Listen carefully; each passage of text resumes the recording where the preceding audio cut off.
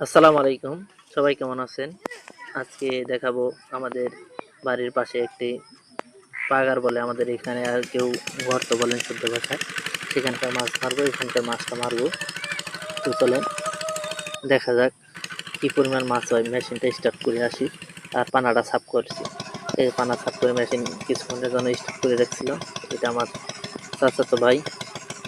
এই যে মেশিন চলতেছে আর পানিটা প্রায় শুকিয়ে আসছে। এই যে দেখুন কি পরিমাণ মাছ নাড়াচাড়া করতেছে। আর ওই পাশে যেহেতু ওইটুক শুকিয়ে গেছে, তাই ওইটুকুর মাছ আগে ধরতেছে। অনেক মাছ মারবো আজকে, পানি প্রায় শেষের দিকে।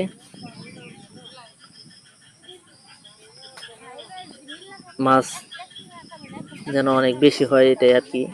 এগুলো মাছ কোনো ছাড়া হয়েছিল না, শুধু আশেপাশে যে মাছগুলো প্রাকৃতিকভাবে হয় সেই মাছগুলো, যেমন টাকি, আপনাদের শেষের দিকে দেখাবো।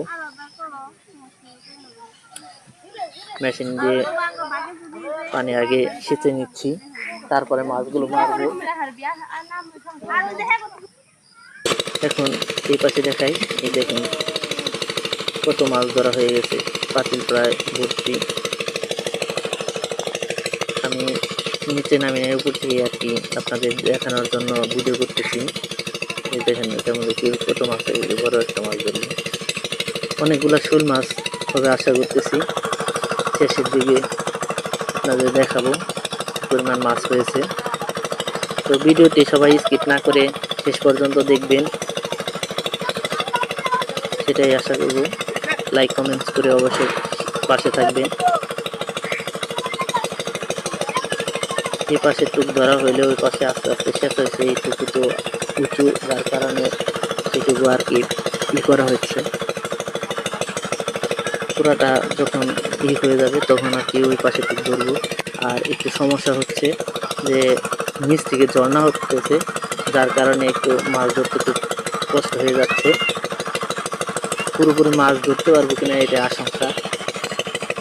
পুরোপুরি মাছ না ধরতে পারলেও বড় মাছগুলো আগে ধরার চেষ্টা করব। সব মাছই প্রায় এই পাশে টুক ধরা হয়ে গেছে। এখন এই পাশে যাব, মেশিন চলতেছে।